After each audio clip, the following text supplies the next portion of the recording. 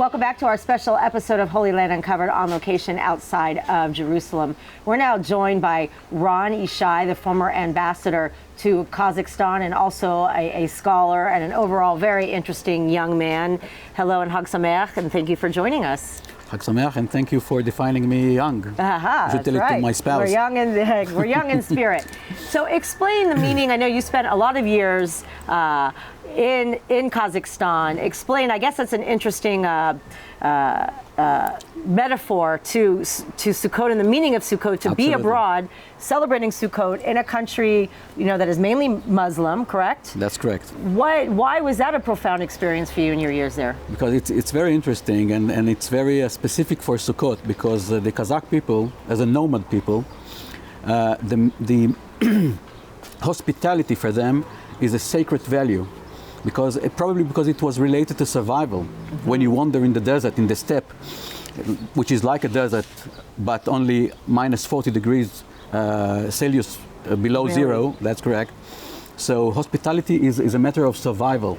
And for the Kazakh people, and by the way, we the Jews are very closely related to that, because they saved a lot of Jewish lives during the Second World War, when many Jews, hundreds of thousands, and not to say more, were evacuated from the western parts of the Soviet Union to Asia, to Central Asia.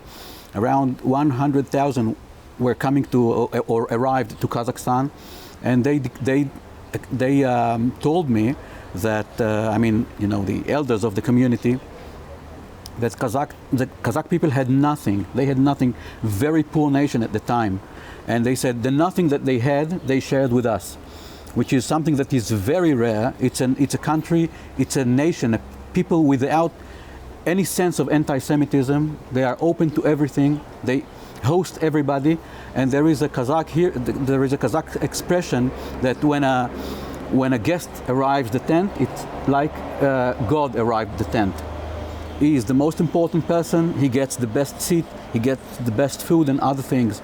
So Sukkot, which is a Chag, a holiday of hosting people, is very, very, I would say, in a unique way related to the place that I served in. You also wrote an indelible article called Before Balfour. I know you relate kind of these important situations, Balfour, comparing to what King Cyrus did, in the 6th century BCE. Explain the significance, why it's still relevant today, and what it has to do with Sukkot. Well, first of all, we're in Jerusalem, and Sukkot was one of the 3 times in a year that when all the people came to Jerusalem in pilgrimage, as written in the Torah. And Jerusalem is the one place that kept, in my view, kept the Jewish people together, united for 2,000 years, when we were all isolated and separated and distributed all over the world. We prayed for Jerusalem. We looked at Jerusalem as the common place for all of us.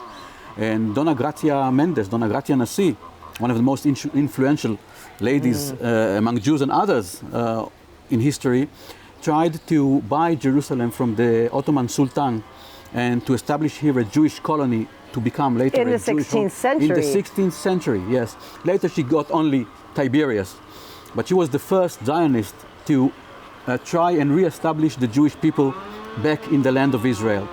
Now, this is part of the article, actually.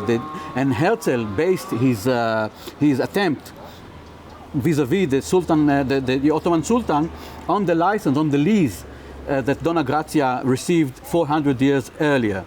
So this, I think, contains the whole story. So, yes, Dona Gracia, for sure, a very, very interesting woman that did a lot, and it's great that her memory is also being included in your work. So, thank you very much for joining us and for all your incredible work and dedication to the history of Jerusalem. Thank you very much. Hag Sameach and Mar Chatima Tova. Toda Rabba.